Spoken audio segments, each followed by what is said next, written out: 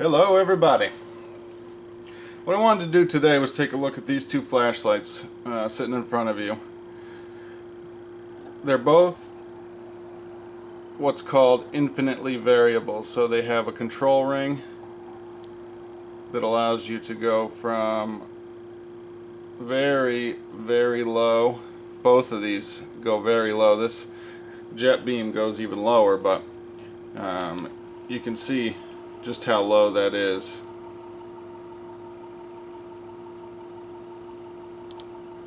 And this is the Jetbeam RRT01. This is an earlier production sample, so it has a smooth reflector. I believe the ones, if you were to buy one now, would come with orange peel, which in my opinion is favorable over the smooth. I prefer orange peel. And the other is the Sunwayman V11R. This particular one's neutral white. I don't have a cool white one, so this isn't exactly apples to apples, because this one will be brighter just due to the color of the LED, the tint, as it were.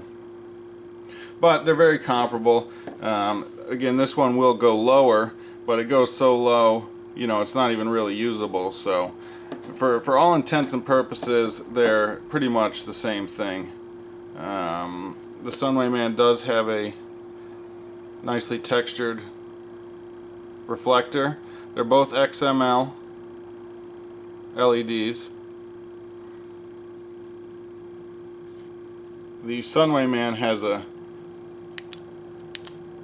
rear clicky button, and it's forward clicky, so you can do momentary with it, as you can see. Whereas the Jetbeam does not have any button at all. That's not a button, it's just kind of a lanyard. A place to put a lanyard if you want.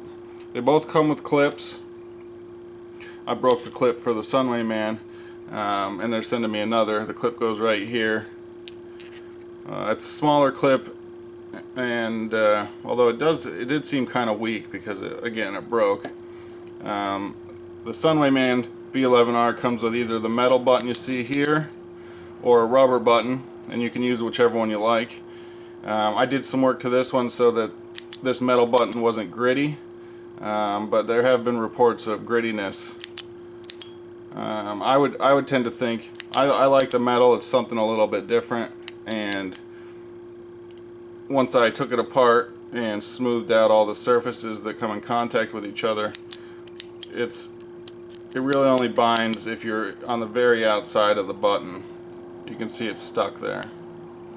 But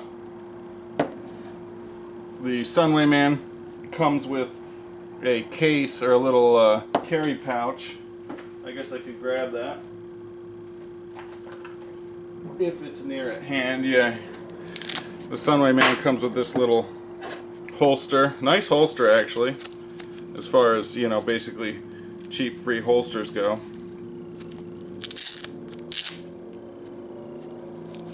The Jetbeam does not, so depending how you want to carry it, that might be one thing to consider. So let's get to the nitty-gritty here. Ignoring the fact that this is neutral white, we're not going to consider color, temperature. We're just going to consider function, and we'll start with again, they're both XML LEDs, so very similar there. They both have, as far as I know, they both have steel bezels, although this one's coated and this one's not, and that's to kind of give a little extra, you know, a little extra strength up by the head there. The control, we'll just go down both of them. The control ring, again, on the Jetbeam, it gets turned on just by starting to turn the ring. There's a detent, so you go all the way off. You can feel the detent grab, and you know it's off. And then you just start to turn. So that may be a negative, whereas the Sunwayman, you can have it set to a certain level and get right to that level. The Jetbeam, you've got to turn the ring and bring it up, you know. The continuing down, and speaking again, I guess, of the control ring, they're both knurled nicely. The Sunwayman seems to have a little bit more bite on the finger, just between these two particular ones. Kind of nice the Sunwayman has labels here, although they're not really needed. It's a nice little touch. The Sunwayman has no detents. Also, it can be, sometimes the resistance changes. It'll be really pretty stiff and then it'll kind of break loose. Whereas the Jetbeam has been really smooth throughout the time that I've owned it, and it hasn't changed at all. This is a little bit it has changed a little bit. There are some reports of kind of more serious problems with this particular control ring seizing up. Not a ton of them. You know, chances are it won't happen to you, but it's just something I'll throw out there. So, batteries. They are both technically 16340 battery flashlights, or CR123A. They're technically they're made, I guess, for CR123 batteries, although brightness will be limited with that cell to about 280 or so, give or take, for both of them. I don't use those cells at all. I think it's wasteful. So I use rechargeables. They will both take rechargeables, and using rechargeables, it'll boost up the output to around 500. And supposedly the Jetbeam, with a larger 18350, wrong body, puts out almost 600 with a IMR 18350. The Sunwayman won't take an 18350. It just won't fit. You could get it drilled out so that it would fit, but it doesn't fit as received. Whereas the Jetbeam will run on an 18350, which has a higher capacity, or a 16340. So we'll put the 16340 in there, and we'll see, bang, works like a charm. So that's kind of a nice thing, especially for me, being a user of electronic cigarettes. I have a lot of these particular kinds of batteries, and again, that's an AW 18350 IMR battery. So it is nice. It takes the same battery as my Provari, so it is nice to kind of multi-purpose there. And again, you're going to get enhanced brightness, so I've heard, and extended runtime from the larger cell. Again, the Sunwayman will only run on the 16340 or a CR123A. It'll also run on the RCR123, which is a 3-volt rechargeable. I have some of those around here somewhere. It's the 3.0 RCR123s are nowhere near the battery as a lithium ion, in my opinion, so I don't use those much. I tend to use these AW IMR 16340s. This one's protected. That's one thing, the 18350s aren't protected, so that's another thing, I guess, to think about. So I wish the Sunwayman would take an 18350, but it's not quite important enough for me to send it to somebody and have them drill it out, you know, or mill it out. So, I mean, that's really pretty much it. We'll continue on. We'll give you a good look here. Both really nicely finished. You can see the Jetbeam has a kind of a gray hue to it, whereas the Sunwayman is obviously all black. Let's see down inside here. This clicky comes out.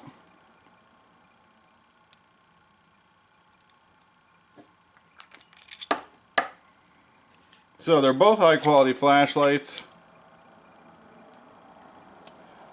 This is all one piece, so the spring there just sits in the bottom. Now, which one do I carry more? Boy, that's a tough one. This is how I'm going to answer that. If this was a cool white LED, it would get a lot less carry time. But since it's a neutral white and I prefer neutral white tint, I do actually carry this one more. However, if this flashlight was a neutral tint, I do believe it would get it would take the, it would take it. I'd carry this one more. So, that's a look at these two flashlights. They're both excellent flashlights, priced very similarly. You really can't go wrong with either one. It's going to come down to what you like for a battery, whether you prefer the tail clicky or just the straight up ring, because size wise they're going to be, you can see the Jetbeam's just a tiny bit shorter.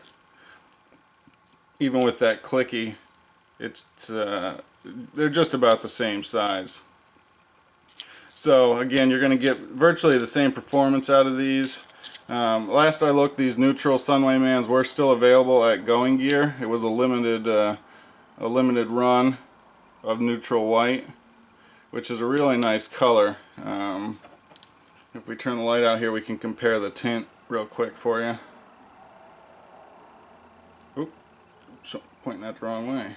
So we'll get them about the same level, and you can see, although I'm pointing at a green, the background here is green.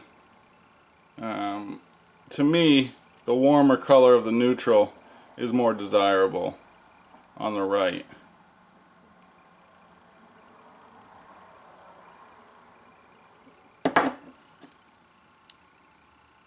That's as low as the Sunwayman will go. And you can see the Jetbeam. The Jetbeam's actually on right now.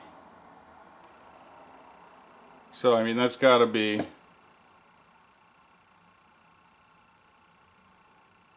that's the lowest setting right there. Incredibly low. You can see that wouldn't serve a whole lot of purpose. So the fact that the Sunwayman only goes this low, it's still very low. The Jetbeam isn't putting out any noticeable light at its lowest low there. There's kind of the lowest where it would even be considered usable. So maybe if you like a really low, that's a reason to go with the Jetbeam. Otherwise, again, I think it comes down to battery selection and the tail clicky, So that was just a quick comparison. I don't know how quick it was, but that was a comparison between these two excellent flashlights. You're not going to go wrong with either one. Both variable, both most excellent, and yeah. So hopefully that someone out there, this was helpful to someone out there. Any questions? If I missed anything, that's what the comments are for. I always love to hear from the viewers, and thanks to all my subscribers, and we'll see you guys on the next video.